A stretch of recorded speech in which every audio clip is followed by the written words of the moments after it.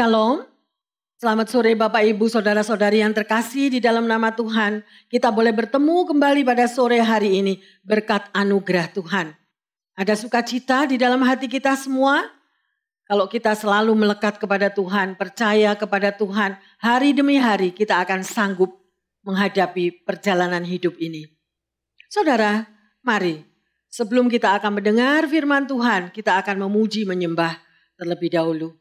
Buka hati kita, mari beri yang terbaik bagi Tuhan, Engkau kerinduanku.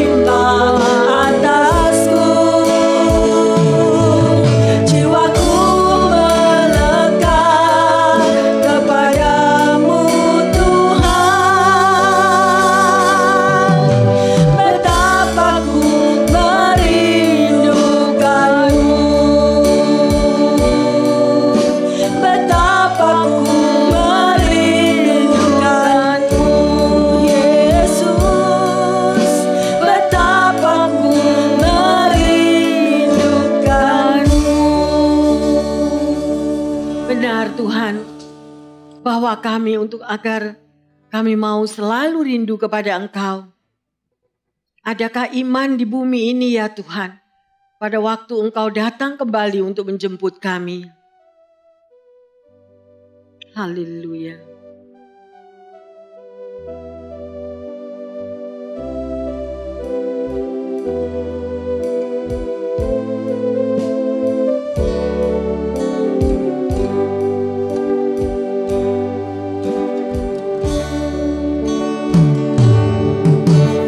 Yesus bertanya kepada kita, adakah iman di bumi ini?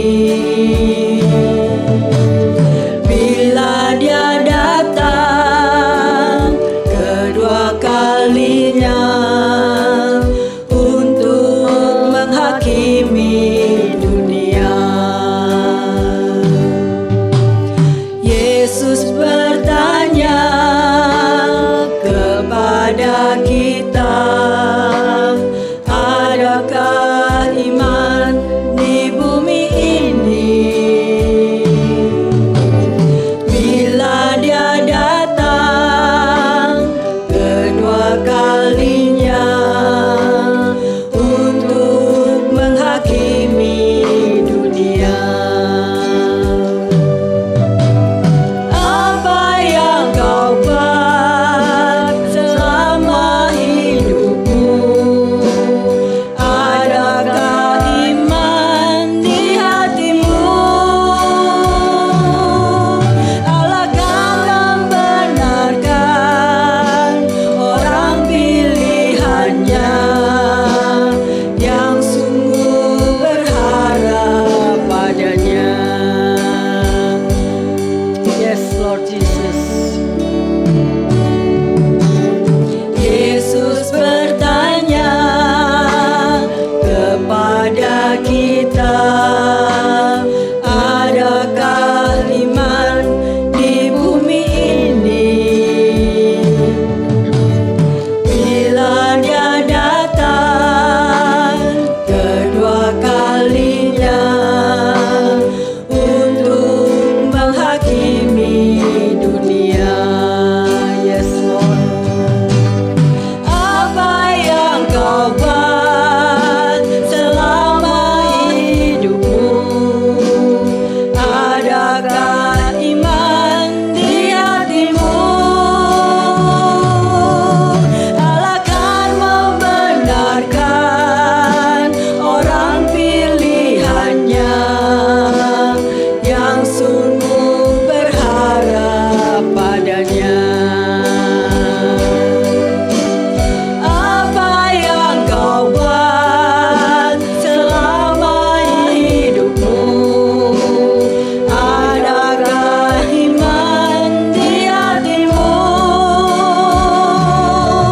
Allah akan membenarkan orang pilihannya yang sungguh berharap padanya. Benar Tuhan. Yang sungguh berharap padanya. Yang sungguh berharap padanya. Haleluya. Bapa, mampukan kami agar kami tetap boleh memiliki iman Tuhan pada waktu Engkau menjemput umat-Mu. Oleh karena itu Tuhan, saat-saat ini biarlah Engkau menyadarkan setiap kami, sehingga kami mampu untuk melakukan apa yang Engkau sudah berikan melalui firman-Mu dalam hidup setiap kami. Siapkan hati kami ya Tuhan, jamah hati kami, agar kami mampu untuk mendengar akan firman-Mu. Urapi dan kuduskan dimanapun anak-anak-Mu berada ya Tuhan. Agar kami mengerti apa yang menjadi kehendak-Mu. Dan kami sanggup dengan kekuatan yang daripada-Mu untuk melakukannya. Terima kasih ya Yesus. Engkau mengingatkan kami untuk senantiasa sadar dan berjaga-jaga di dalam menghadapi sekeliling kami yang tidak menentu.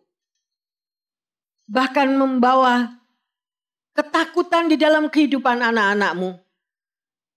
Tetapi kami mau Tuhan memberikan pandangan mata kami dan hati kami hanya tertuju kepadamu. Sehingga kami boleh dikuatkan setiap hari berjalan bersama dengan firman-Mu. Terima kasih Tuhan Yesus. Terima kasih. Di dalam nama Tuhan Yesus kami berdoa dan mengucap syukur. Haleluya. Amin. Bapak, Ibu, Saudara-saudari yang terkasih. Tema khotbah pada sore hari ini adalah sadarlah dan berjaga-jagalah. Ya. Mengapa firman-Nya mengatakan demikian? Karena Tuhan punya rencana di dalam setiap kehidupan umat-Nya. Dia sangat mengasihi Anda dan saya. Karena cara iblis di akhir zaman yang dia kerjakan pada hari-hari ini adalah berusaha membuat orang percaya itu kehilangan iman. Dengan cara memberikan masalah demi masalah, membuat panik, ketakutan, kecemasan, kebingungan, emosi, kekacauan, bahkan putus asa. Mari kita melihat di dalam Lukas 12 ayat yang ke-35. Hendaklah pinggangmu tetap berikat dan pelitamu tetap menyala. Saudara, di sini kita bisa melihat apa yang dikatakan firman. Hendaklah pinggangmu tetap berikat, ya, dan pelitamu tetap menyala. Saudara, setiap orang percaya diminta untuk selalu terikat dengan Tuhan dan firman-Nya yang menjadi pelita dan terang di dalam kita melangkah menjalani kehidupan di dunia ini. Mengapa? Karena hal-hal yang mengejutkan bisa saja terjadi di dalam hidup kita. Misalnya, COVID-19. Tidak ada seorang pun yang menduga bahwa itu bisa terjadi di dalam sekejap, di dalam sekonyong-konyong, tanpa ada yang tahu terlebih dahulu. Terjadilah wabah virus yang mendunia, mengakibatkan kehancuran ekonomi, banyak perusahaan tutup, dan orang-orang yang tidak bekerja mengakibatkan penderitaan di seluruh dunia. Di dalam Alkitab kita juga melihat apa yang dialami oleh Ayub. Berita yang menyakitkan, mengejutkan, dia terima juga dalam sekejap. Seluruh anaknya mati. Seluruh kambing dombanya juga mati. Keadaan penyakit yang menyerang seluruh tubuhnya. Dan apa yang Ayub katakan, saudara? Tuhan yang memberi, Tuhan juga yang mengambilnya. Terpujilah nama Tuhan. Saudara, Ayub bisa dengan kekuatan yang luar biasa berkata demikian. Saudara bisa baca nanti di dalam Ayub 1 ayat yang ke-21. Di sini kita akan melihat di dalam 1 Petrus 5 ayat yang ke-8. Sadarlah dan berjaga-jagalah. Lawanmu si iblis berjalan keliling sama seperti singa yang mengaum-aum dan mencari orang yang dapat ditelannya. Saudara, sebagai orang percaya harus sadar dan berjaga-jaga karena lawan kita si iblis berjalan seperti singa yang mengaum-ngaum dan mencari orang yang dapat ditelannya. Ya, artinya kata sadar dan berjaga-jaga ini tidak dapat dipisahkan, saudara. Ini adalah satu paket, ya. Sadar dan berjaga-jaga. Karena hanya orang yang sadar yang akan berjaga-jaga. Ya. Misalnya, kalau kita mau menitipkan anak kita kepada seseorang, ya, untuk dijaga oleh orang lain. Kita harus tahu persis dan sadar siapa orang itu yang akan menjaga anak kita. Kata sadar di dalam terjemahan bahasa Inggris adalah be of sober spirit. Itu berarti kita tidak boleh lengah sekalipun, sedikit pun. Tidak boleh terlena, tidak boleh mengantuk, selalu waspada. Seperti seorang gembala yang menjaga domba-dombanya, dia selalu waspada. Bahwa di sekitar domba-dombanya ada binatang-binatang buas yang selalu mencari celah untuk mencelakai dan memakan domba-domba gembalaannya. Saudara, seperti singa yang mengaum di tengah hutan. Itu untuk mengintimidasi daripada mangsanya.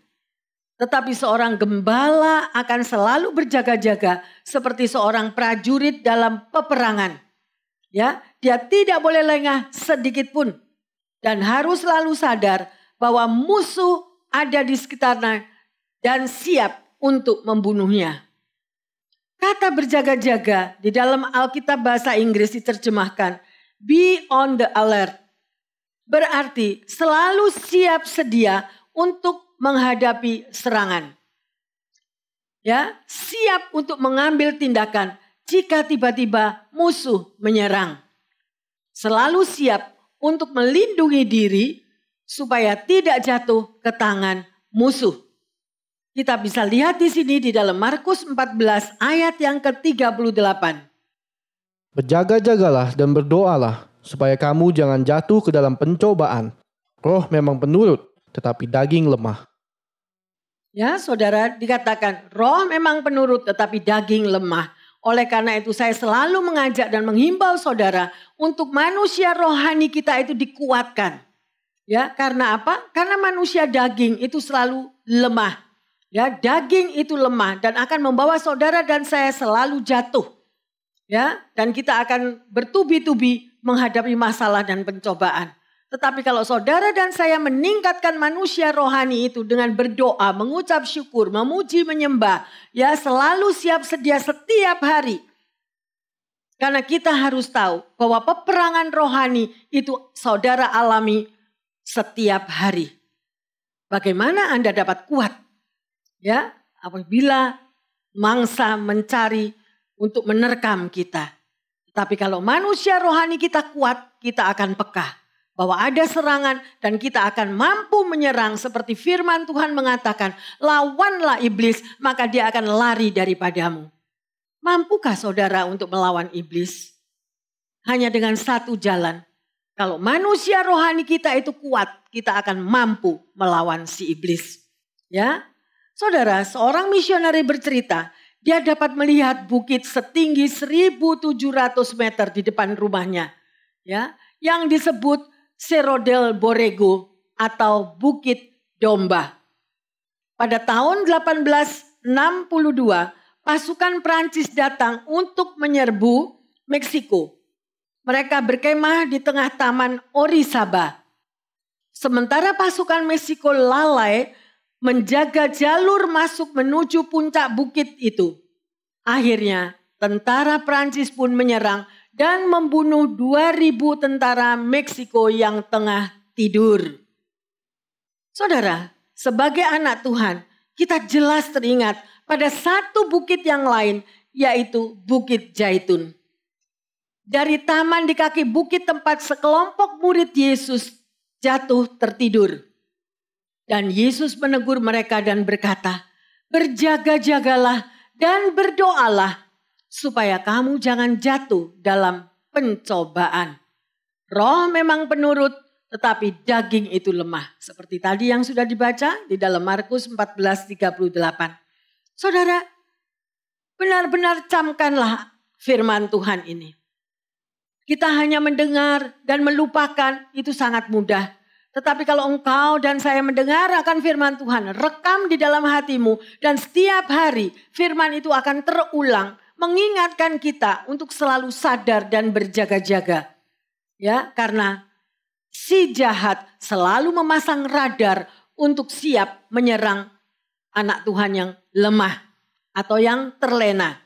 Ya, saudara, betapa mudahnya kita tertidur dan bersikap ceroboh di dalam perjalanan iman kita. Pencobaan menyerang ketika kita sedang rentan. Ketika kita mengabaikan area-area tertentu dalam kehidupan rohani kita. Misalnya, tidak lagi berdoa, tidak lagi membaca Alkitab, mempelajarinya, maka kewaspadaan kita pun akan melemah, menjadi longgar, sehingga diri kita menjadi sasaran dari si iblis. 1 Petrus 5 ayat 8, saudara baca sendiri di rumah. Ada orang-orang yang beranggapan bahwa dengan menjadi orang Kristen, semua problem bisa dibereskan. Memang benar kalau kita berjalan bersama Tuhan. Biasanya sering kita lupa dan mengandalkan kekuatan sendiri. Di saat serangan si jahat bermunculan membuat kita panik dan berakhir dengan kekecewaan. Problem bisa diselesaikan kalau kita melibatkan Tuhan di dalam setiap pergumulan itu. Ya, ada perlindungan Tuhan yang selalu menyertai umatnya dan Tuhan yang berperang bagi kita. Kalau kita selalu melekat kepada Tuhan, bukan lagi peperangan kita, tetapi Tuhan yang berperang untuk membela saudara dan saya. Mari kita koreksi diri. Adakah kita sadar mengapa Tuhan izinkan COVID-19 ini terjadi sampai mendunia? Itu adalah satu panggilan untuk kita bertobat. Seringkali kita lupa bahwa nafas hidup kita ini daripada Tuhan. Ada yang Tuhan mau katakan kepada umatnya. Ya, selagi ada waktu, adakah kita sadar bahwa rumah kita itu sebenarnya bukan di dunia, tetapi Tuhan sudah menyiapkan rumah yang kekal di surga. Apakah kita sudah mempersiapkan diri? Oleh karena itu, Tuhan tahu dan mempersiapkan perlindungannya bagi umatnya, setiap orang percaya. Karena melalui firman-Nya, kita diberikan seluruh perlengkapan rohani. Ya, saudara, ada satu cerita yang sungguh-sungguh nyata, yaitu pada bulan Desember 1994, seorang bernama James Robinson berusia 42 tahun. Dia adalah seorang penyelam yang sangat mahir. Mengalami keadaan yang fatal ketika menyelam di Pulau San Miguel dekat Santa Barbara. Kegiatan yang sudah dilakukan ratusan kali itu membawa bencana bagi dirinya.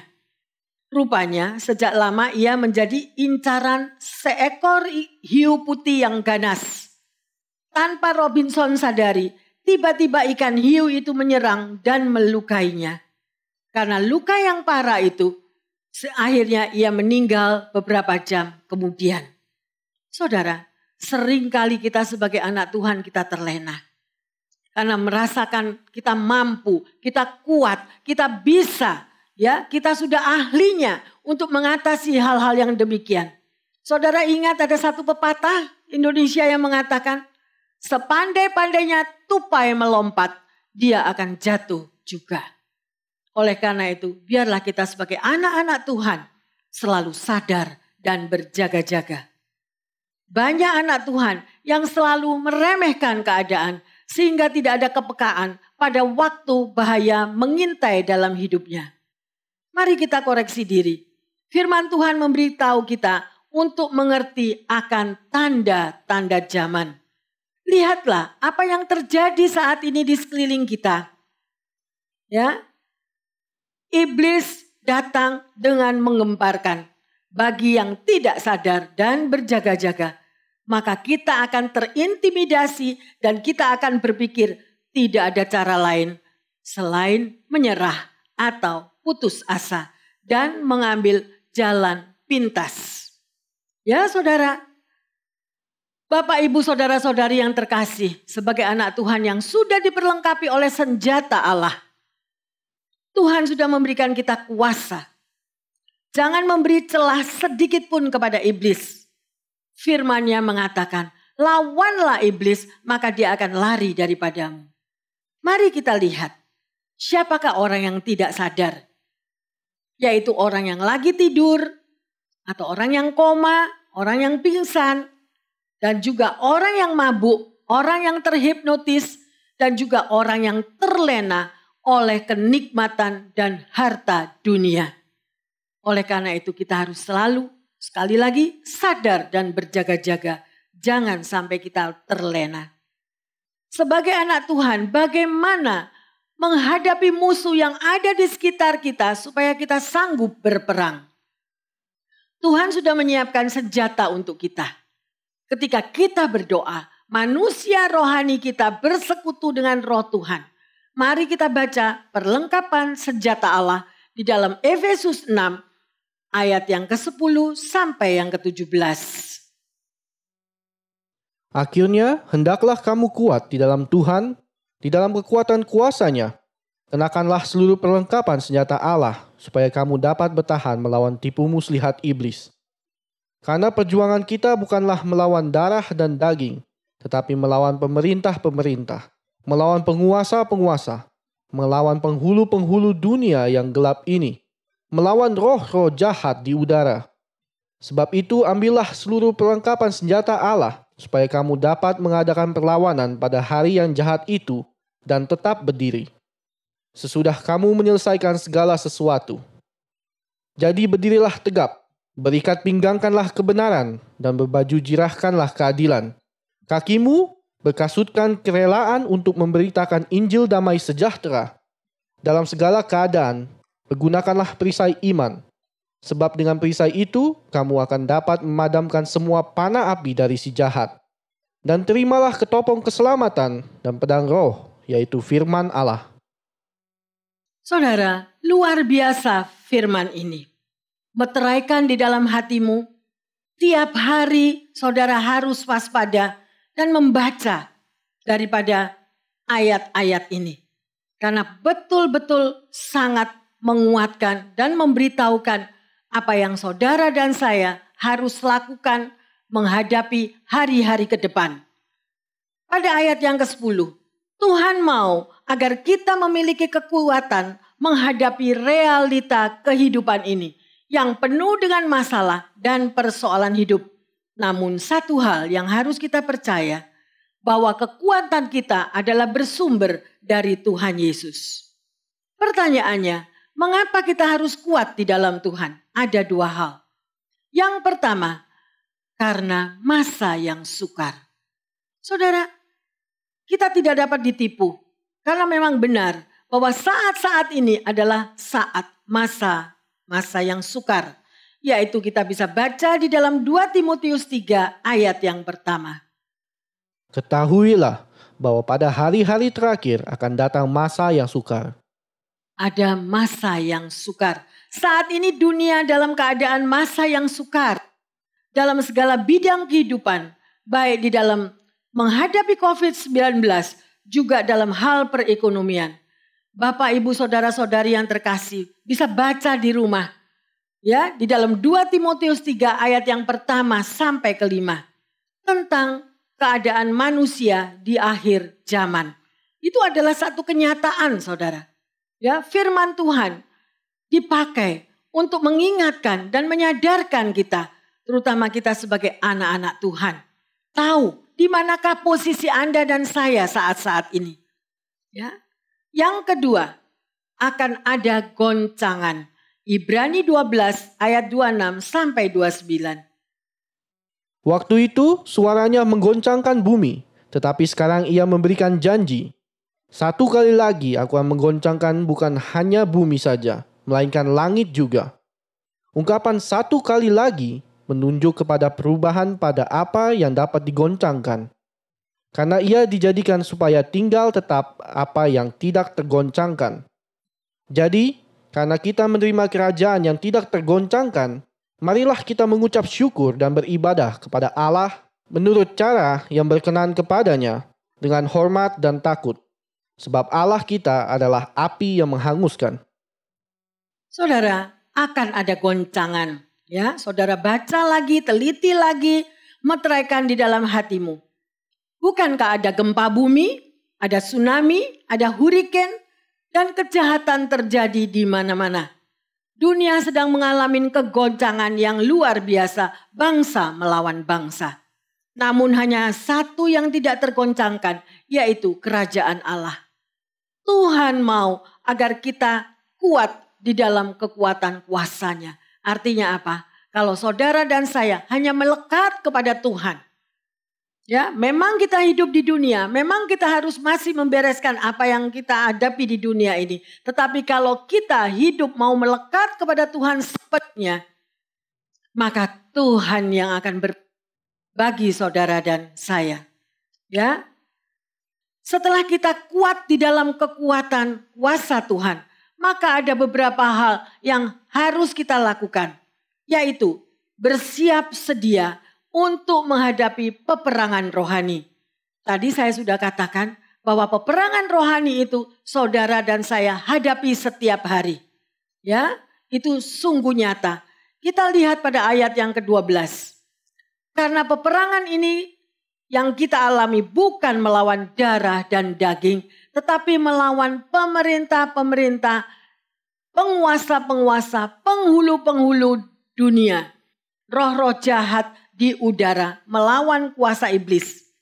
Oleh karena itu, gunakanlah seluruh senjata yang Tuhan sudah berikan. Dengan benar, tentu saja kita tidak mudah menggunakannya. Contohnya, seorang prajurit tentu harus sudah terlatih, terbiasa menggunakan pedang dan perisai. Senjata-senjata itu tidak bisa kita pegang tanpa melatihnya. Tetapi kita berhasil menguasainya bukan berarti kita hebat. Karena perlengkapan senjata ini membawa kita mengandalkan akan Tuhan. Jadi saudara dan saya jangan mengandalkan kekuatan sendiri. Tapi andalkanlah kekuatan daripada Tuhan. Ayat yang ke-13. Tujuan mengenakan seluruh perlengkapan senjata Allah. Mengapa saudara? Supaya saudara dan saya mampu dapat bertahan melawan tipu daya iblis. Dan supaya kita dapat mengadakan perlawanan pada hari yang jahat itu. Ya, dan tetap berdiri sesudah kita menyelesaikan segala sesuatu. Artinya, dalam perjuangan kita melawan kuasa iblis menggunakan seluruh senjata yang Tuhan sudah sediakan. Dan yakin Tuhan pasti mempersenjatai kita dan backup kita. Dalam kehidupan sehari-hari kita sangat memerlukan perlengkapan senjata Allah untuk menjaga diri dan menaklukkan musuh. Pertanyaannya, apakah kita peka? Apakah kita sadar dan mau menggunakan perlengkapan senjata Allah? Karena itu adalah senjata yang Tuhan berikan bagi anak-anaknya semua. Sebagai anak Tuhan. Mengapa seringkali di dalam kehidupan dunia kita kalah? Karena kita keluar daripada jalur yang Tuhan tentukan. Karena kita keluar dengan segala jalan yang kita mau kita tentukan sendiri. Bukan jalurnya Tuhan. Bukan jalannya Tuhan. Tetapi jalan kita sendiri. Dan akhirnya kita mengalami kekecewaan. Saudara, pada ayat yang ke-14, apa maksudnya? Saudara bisa baca nanti ya. Kenapa kebenaran dipakai sebagai ikat pinggang? Apa manfaat daripada ikat pinggang? Menjaga agar pakaian tetap pada posisinya. Bayangkan kalau saudara ya memakai celana longgar dan tiba-tiba jatuh. Bukankah itu memalukan? Dan akan sangat mengganggu di dalam pertempuran. Justru pada waktu kita tidak mengenakan kebenaran, akibatnya dapat mempermalukan diri kita sendiri. Ya, ketika kita mempertahankan kebenaran firman Tuhan, itu sangat berkenan bagi Tuhan dan juga terlihat oleh orang lain. Ya, hidup kita berpegang pada kebenaran akan menahan kita tidak jatuh dalam dosa. Apakah saudara dan saya hidup selalu di dalam kebenaran? Ya, karena kebenaran itulah yang akan membebaskan kita. Mari kita baca di dalam Yohanes 8 ayat 31 dan 32. Maka katanya kepada orang-orang Yahudi yang percaya kepadanya, "Jikalau kamu tetap dalam firman-Ku, kamu benar-benar adalah murid-Ku, dan kamu akan mengetahui kebenaran, dan kebenaran itu akan memerdekakan kamu." Kebenaran itu akan memerdekakan saudara dan saya. Kalau kita benar-benar sebagai murid Yesus. Ya, kita lanjut di dalam Yohanes 14 ayat yang ke-6. Kata Yesus kepadanya, "Akulah jalan dan kebenaran dan hidup. Tidak ada seorang pun yang datang kepada Bapa kalau tidak melalui aku." Saudara, camkanlah akan hal ini. Ya, Yesus sendiri mengatakan, "Akulah jalan, kebenaran dan hidup." Ya, tidak ada seorang pun yang datang kepada Bapa kalau tidak melalui aku. Apakah saudara sudah datang kepada Yesus, mencurahkan isi hatimu, kita memuji, menyembah, memberikan yang terbaik? Ya, oleh karena itu saudara, dengan memahami dan melakukan segala sesuatu yang diajarkan oleh Tuhan Yesus, maka berarti orang itu hidup dalam kebenaran. Saudara dan saya hidup dalam kebenaran apabila kita melakukan apa yang diajarkan oleh Tuhan Yesus. Kita lihat di dalam Galatia 2 ayat yang ke-20. Namun aku hidup, tetapi bukan lagi aku sendiri yang hidup, melainkan Kristus yang hidup di dalam aku. Dan hidupku yang kuhidupi sekarang di dalam daging adalah hidup oleh iman dalam Anak Allah yang telah mengasihi aku dan menyerahkan dirinya untuk aku. Ya, saudara, indah sekali firman ini. Ya, inilah standar hidup yang harus dikenakan oleh setiap orang percaya. Ya, kita akan lanjut di dalam Yohanes 8 ayat 31 dan 32. Maka katanya kepada orang-orang Yahudi yang percaya kepadanya, "Jikalau kamu tetap dalam firman-Ku, kamu benar-benar adalah murid-Ku, dan kamu akan mengetahui kebenaran, dan kebenaran itu akan memerdekakan kamu." Saudara, kalau kita itu berdiri di dalam firman Tuhan, maka kita ini adalah benar-benar murid Yesus. Ya. Dan kalau kita itu menjadi murid Yesus, kita akan mengetahui akan kebenaran. Dan kebenaran itu yang akan memberikan kemerdekaan bagi saudara dan saya. Ya, luar biasa. Saudara, hidup di dunia ini tidak mudah. Kalau kita tidak hidup benar, maka kita akan jatuh dan berkali-kali kita menghadapi kesulitan demi kesulitan hidup. Kita melihat pada ayat yang ke-14b, yaitu berbaju jirah keadilan. Ya, saudara, apa artinya berbaju jirahkan keadilan? Tentara perlu memakai baju jirah perlindungan, melindungi diri dari serangan musuh, dari senjata lawan. Apa kaitannya dengan keadilan? Ya, saudara, kita bisa berlaku tidak adil.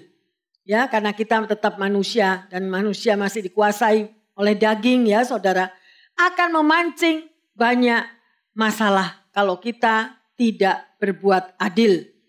Ya, kita bisa melihat contoh dari bagaimana perlakuan Ishak terhadap Esau dan Yakub. Perlakuan berbeda. Yakub juga memperlakukan pada Yusuf dan saudara-saudaranya. Ya, saudara. Dan akhirnya akan membuat pertikaian. Ya. Jadi, ketidakadilan menimbulkan permusuhan. Bahkan permusuhan yang turun-temurun. Pada ayat yang ke-15, saudara bisa baca di situ. Ya, apa arti kaki yang berkasutkan kerelaan untuk memberitakan Injil damai sejahtera? Ya, artinya dalam tiap langkah hidup kita selalu ada jejak-jejak pemberitaan Injil. Kasut mewartakan firman Tuhan. Sepatu selalu mengikuti kemana kita pergi. Lewat kehadiran kita, orang lain bisa melihat jejak Kristus. Dan tentu saja menjadi saksinya Tuhan. Mari kita baca di dalam Yesaya 61 ayat yang pertama. Roh Tuhan Allah ada padaku, oleh karena Tuhan telah mengurapi aku. Ia telah mengutus aku untuk menyampaikan kabar baik kepada orang-orang sengsara dan merawat orang-orang yang remuk hati, untuk memberitakan pembebasan kepada orang-orang tawanan dan kepada orang-orang yang terkurung kelepasan dari penjara. Haleluya. Itulah saudara yang dimaksudkan, ya, berkasutkan kerelaan memberitakan Injil damai sejahtera. Dan ini menyatu dengan ayat Yesaya 61 ayat yang pertama tadi. Ya, karena roh Allah ada di dalam diri kita, maka kita bisa mewartakan sabda Tuhan. Saudara, pada ayat yang kelima, ayat 16, perisai iman. Ya, perisai sesuai dengan fungsinya untuk memadamkan semua panah api dari si jahat dan melindungi dari serangan musuh. Bagaimana iman bisa dilindungi? Melindungi. Kita lihat kunci kemenangan Kristus ada pada imannya, sehingga menjadi kuat untuk bertahan atas serangan iblis. Kalau kita hidup tidak pakai iman, hidup kita akan goyah. Tetapi kalau kita hidup dengan iman, maka hidup kita dikuasai oleh Roh Kudus dan Dia akan menolong kita.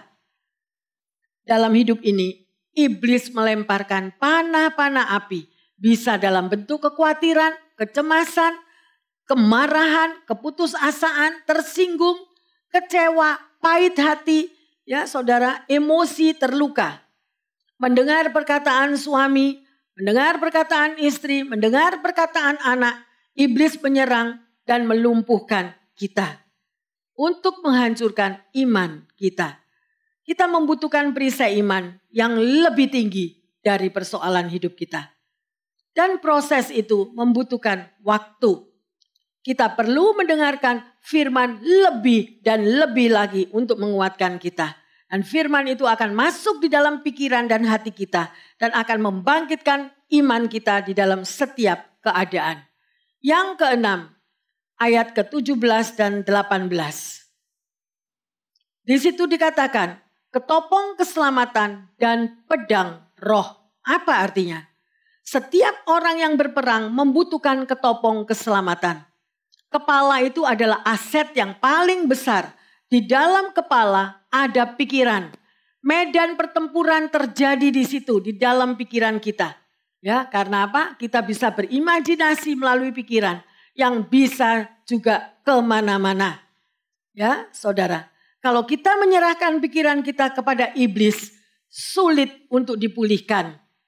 Oleh karena itu, baharui pikiran kita, jaga pikiran kita lewat firman Tuhan. Keselamatan dan pedang roh, apa fungsi ketopong, saudara? Ya, apa fungsi daripada ketopong? Orang percaya harus bisa menjaga pikirannya untuk sesuai dengan firman Tuhan. Karena pedang roh itu adalah firman Tuhan. Ya. Kita baca di dalam Ibrani 4 ayat yang ke-12. Sebab firman Allah hidup dan kuat dan lebih tajam daripada pedang bermata dua manapun. Ia menusuk amat dalam sampai memisahkan jiwa dan roh, sendi-sendi dan sumsum. Ia sanggup membedakan pertimbangan dan pikiran hati kita. Ya saudara, jadi pedang roh itu tadi adalah firman Allah. Firman Allah adalah senjata yang paling penting untuk melawan iblis. Perlu firman Tuhan menjadi kekuatan yang sangat berharga untuk bertahan dan menyerang seperti pedang. Firman Tuhan untuk membinasakan musuh. Ya, serahkan ketakutan kita, kekhawatiran kita, kita lawan dengan firman Tuhan yang juga pedang roh tadi. Ya, ingat, Tuhan Yesus dalam pencobaan di padang gurun selalu menjawab tipu daya iblis dengan firman Tuhan. Efesus 6 ayat yang ke-18.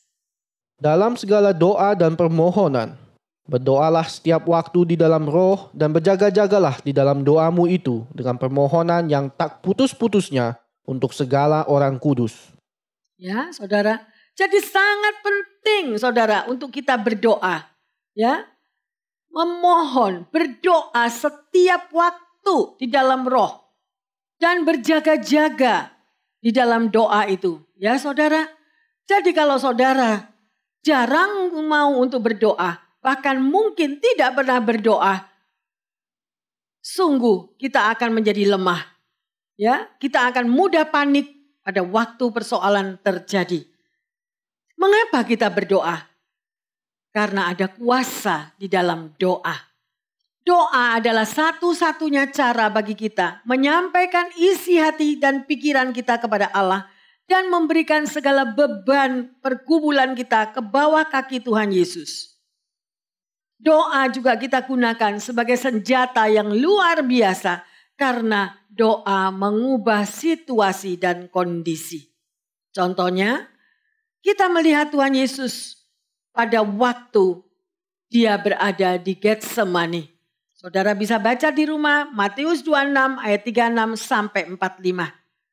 Di bawah tekanan yang luar biasa, ya harus menjalaninya, yaitu penyaliban dan berakhir dengan kematian. Tuhan Yesus memilih untuk bersujud dan berdoa kepada Bapa di surga. Kemudian Tuhan Yesus dengan penuh keberanian dan ketaatan melakukan kehendak Bapa di surga, yaitu menyerahkan dirinya sebagai korban penebus dosa bagi manusia sampai mati. Bagaimana dengan ketiga murid Tuhan Yesus? Mereka tidak berdoa dan berjaga-jaga.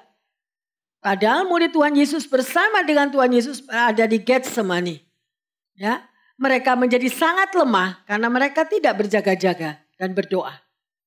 Dan akhirnya dalam ketakutan pada waktu musuh menyerang, Alkitab mencatat bahwa murid Tuhan Yesus melarikan diri ketika ia ditangkap oleh musuh-musuhnya kecuali Yohanes.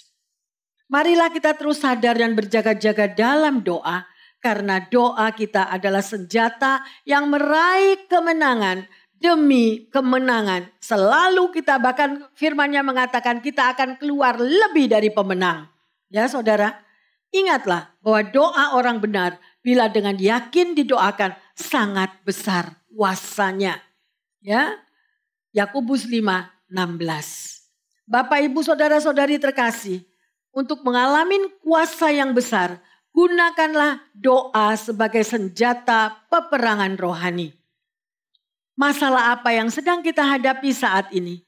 Di dalam penantian kapan berakhirnya COVID-19 yang banyak membuat orang menderita, kegagalan, kehancuran, bermacam-macam masalah silih ganti. Bawalah semuanya itu di dalam doa kepada Tuhan dan terus sadar dan berjaga-jaga, menantikan jawaban dan kemenangan dari Tuhan. Mari saudara, kita sudah pelajari ya, melalui firman Tuhan ini kita diingatkan untuk selalu sadar dan berjaga-jaga.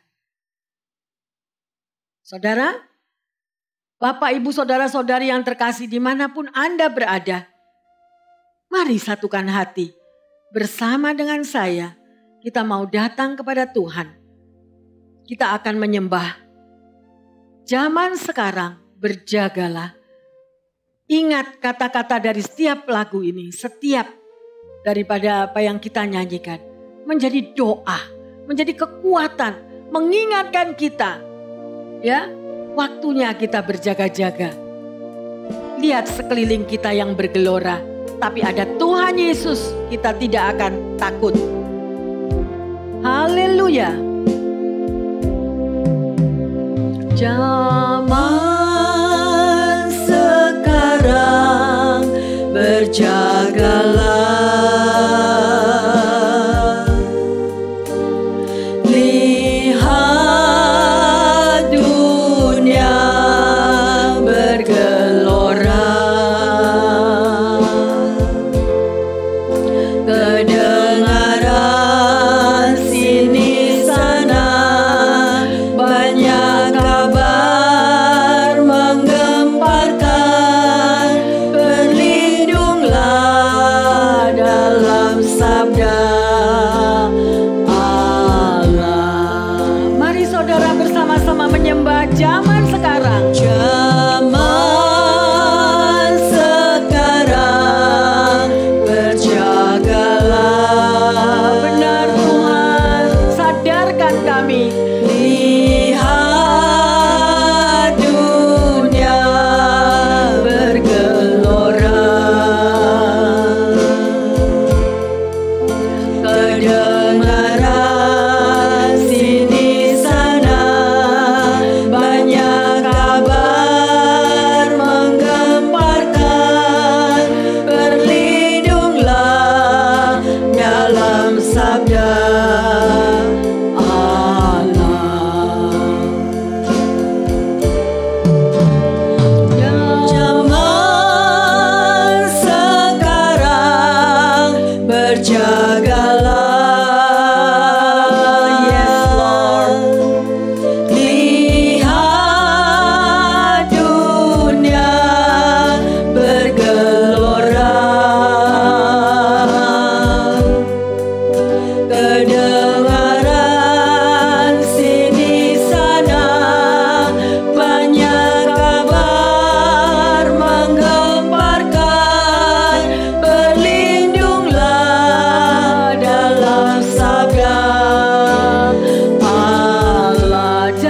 lagu ini doa saudara imani.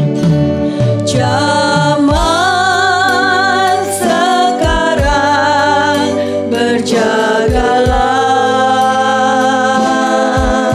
Benar Tuhan. Lihat dunia bergelora. Kedengaran sini sana banyak kabar menggemparkan. Berlindunglah dalam sabda Allah. Berlindunglah dalam sabda Allah. Haleluya. Berlindunglah dalam sabda Allah. Saudara, kita teringat akan Mazmur 91 ayat yang ketiga dan keempat. Biarlah ini menjadi ayat emas bagi kita semua. Saudara bisa membacanya, buka Alkitab Anda. Mazmur 91 ayat ketiga dan keempat. Sungguh, dialah yang akan melepaskan engkau dari jerat penangkap burung, dari penyakit sampar yang busuk. Dengan kepaknya ia akan menudungi engkau. Di bawah sayapnya engkau akan berlindung. Kesetiaannya ialah perisai dan pagar tembok. Saudara, ayat ini menjadi ayat emas bagi saudara dan saya. Meteraikan di dalam tanah hatimu. Sekalipun keadaan mendunia ini menakutkan. Tapi firman Tuhan ya dan amin. Yang mengatakan, sungguh dialah yang akan melepaskan engkau dari jerat penangkap burung. Dari penyakit sampar yang busuk. Dengan kepaknya ia akan melindungi engkau. Di bawah sayapnya engkau akan berlindung. Kesetiaannya ialah perisai dan pagar tembok. Saudara, sungguh luar biasa janji Tuhan. Ya, baca dan meteraikan. Mari kita bawa dan bersatu dalam doa. Tuhan Yesus, terima kasih untuk firman-Mu. Terima kasih Engkau sudah mengajarkan kepada kami. Untuk kami yang senantiasa sadar dan berjaga-jaga senantiasa. Ajarilah kami selalu membangun hubungan yang dekat dengan Engkau melalui berdoa. Kami percaya ketika kami berdoa, Engkau akan memberikan kekuatan yang baru. Engkau akan memberikan perlindungan-Mu. Dan kami tahu bahwa seluruh dunia ini ada di dalam kendali kuasa Tuhan Yesus. Terima kasih Tuhan. Engkau sudah memberikan kekuatan yang baru. Dan Engkau menyadarkan kami berdoa, berjaga-jaga, dan selalu sadar. Di dalam nama Tuhan Yesus, kami berdoa dan mengucap syukur. Yang percaya mengatakan amin.